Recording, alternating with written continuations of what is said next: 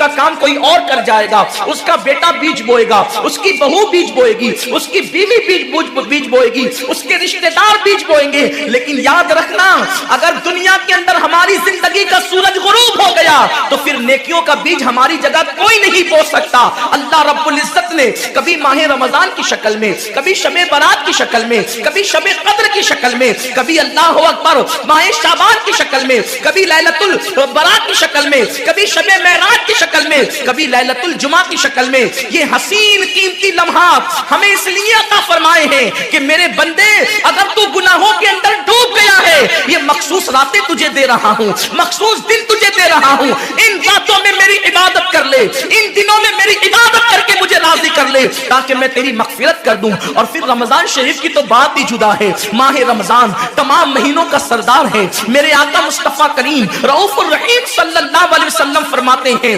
ماہ رمضان کو سارے مہینوں پر ایسی فضیلت ہے جیسے مجھ محمد کو تمام مخلوق پر فضیلت حاصل ہے۔ میرے آقا فرماتے ہیں ماہ رمضان شریف میں اگر تم ایک نیکی کرتے ہو تو اللہ تمہیں 70 کا ثواب عطا کرتا ہے، اور تمہارا خلوص بڑھ جاتا ہے تو اللہ تمہیں ایک نیکی کا 1000 عطا کرتا ہے، اخلاص اور بڑھتا ہے تو اللہ ایک نیکی پر تمہیں بے حساب ثواب عطا کرتا ہے، اس کا کوئی حساب ہی نہیں ہوتا۔ آقا کریم رؤوف الرحیم صلی اللہ علیہ وسلم فرماتے ہیں یہ ماہ رمضان کیا ہے؟ اللہ کے محبوب مصطفیٰ کریم صلی اللہ علیہ وسلم ماہ رمضان شریف کے روزوں کی اہمیت بیان کرتے ہوئے فرماتے ہیں کہ ماہ رمضان شریف کا ایک روزہ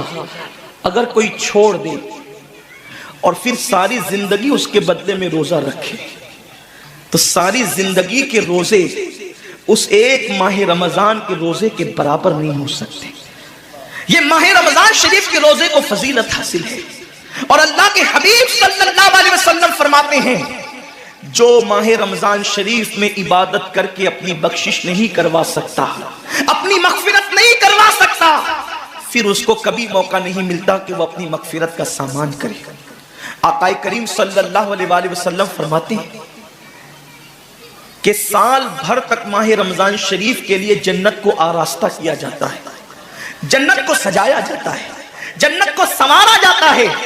اور آقا کریم صلی اللہ علیہ وسلم فرماتے ہیں بڑی بڑی آنکھ والی حوریں اللہ کی بارگاہ میں عرض کرتی ہے میرے کریم ہمیں ان کی دلہن بنانا جو ماہ رمضان شریف میں تیری عبادت کرتے، ہمیں ان کے نکاح میں دینا جو ماہ رمضان شریف کی راتوں کو جگ کر کے تجھے منانے کی کوشش کرتے ہیں۔ آقا کریم صلی اللہ علیہ وسلم فرماتے ہیں اگر کوئی بندہ ماہ رمضان میں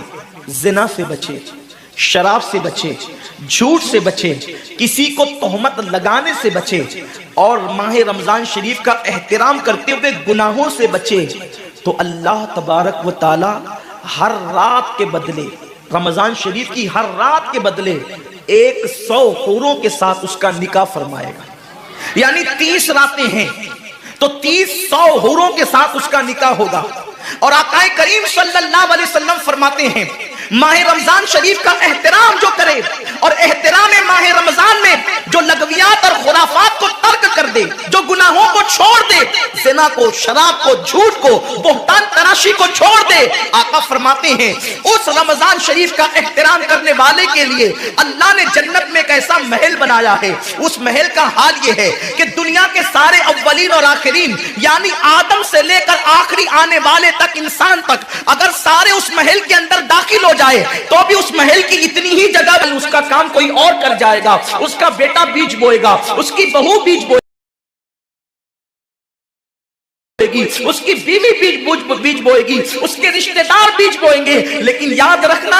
اگر دنیا کے اندر ہماری زندگی کا سورج غروب ہو گیا تو پھر نیکیوں کا بیج ہماری جگہ کوئی نہیں بو سکتا۔ اللہ رب العزت نے کبھی ماہ رمضان کی شکل میں، کبھی شب برات کی شکل میں، کبھی شب قدر کی شکل میں، کبھی اللہ اکبر ماہ شعبان کی شکل میں، کبھی لیلۃ البرات کی شکل میں، کبھی شب معراج کی شکل میں، کبھی لیلۃ الجمعہ کی شکل میں یہ حسین قیمتی لمحات ہمیں اس لیے عطا فرمائے ہیں کہ میرے بندے اگر تو گناہوں کے اندر ڈوب گیا ہے، یہ مخصوص راتیں تجھے دے رہا ہوں، مخصوص دن تجھے دے رہا ہوں، ان راتوں میں میری عبادت کر لے، ان دنوں میں میری عبادت کر کے مجھے راضی کر لے تاکہ میں تیری مغفرت کر دوں۔ اور پھر رمضان شریف کی تو بات ہی جدا ہے۔ ماہ رمضان تمام مہینوں کا سردار ہے۔ میرے آقا مصطفیٰ کریم رؤوف الرحیم صلی اللہ علیہ وسلم فرماتے ہیں ماہ رمضان کو سارے مہینوں پر ایسی فضیلت ہے جیسے مجھ محمد کو تمام مخلوق پر فضیلت حاصل ہے۔ میرے آقا فرماتے ہیں ماہ رمضان شریف میں اگر تم ایک نیکی کرتے ہو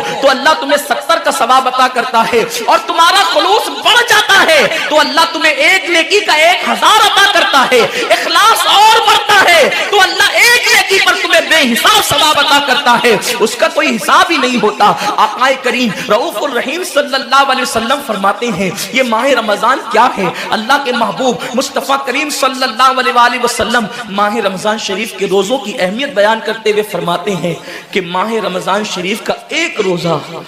اگر کوئی چھوڑ دے اور پھر ساری زندگی اس کے بدلے میں روزہ رکھے تو ساری زندگی کے روزے اس ایک ماہ رمضان کے روزے کے برابر نہیں ہو سکتے۔ یہ ماہ رمضان شریف کے روزے کو فضیلت حاصل ہے، اور اللہ کے حبیب صلی اللہ علیہ وسلم فرماتے ہیں جو ماہ رمضان شریف میں عبادت کر کے اپنی بخشش نہیں کروا سکتا، اپنی مغفرت نہیں کروا سکتا، پھر اس کو کبھی موقع نہیں ملتا کہ وہ اپنی مغفرت کا سامان کرے۔ آقا کریم صلی اللہ علیہ وآلہ وسلم فرماتے ہیں کہ سال بھر تک ماہ رمضان شریف کے لیے جنت کو آراستہ کیا جاتا ہے،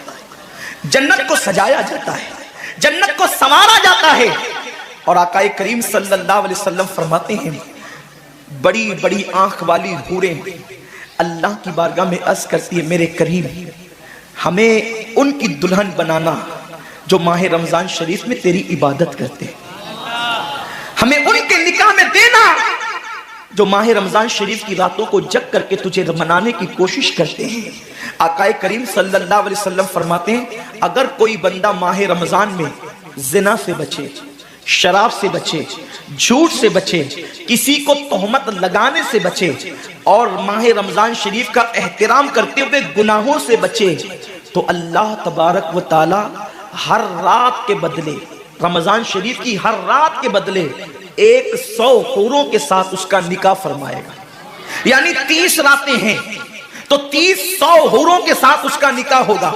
اور آقا کریم صلی اللہ علیہ وسلم فرماتے ہیں ماہ رمضان شریف کا احترام جو کرے اور احترام ماہ رمضان میں جو لغویات اور خرافات کو ترک کر دے، جو گناہوں کو چھوڑ دے، زنا کو، شراب کو، جھوٹ کو، بہتان تراشی کو چھوڑ دے، آقا فرماتے ہیں اس رمضان شریف کا احترام کرنے والے کے لیے اللہ نے جنت میں ایک ایسا محل بنایا ہے۔ اس محل کا حال یہ ہے کہ دنیا کے سارے اولین اور آخرین یعنی آدم سے لے کر آخری آنے والے تک، انسان تک، اگر سارے اس محل کے اندر داخل ہو جائے تو بھی اس محل کی اتنی ہی جگہ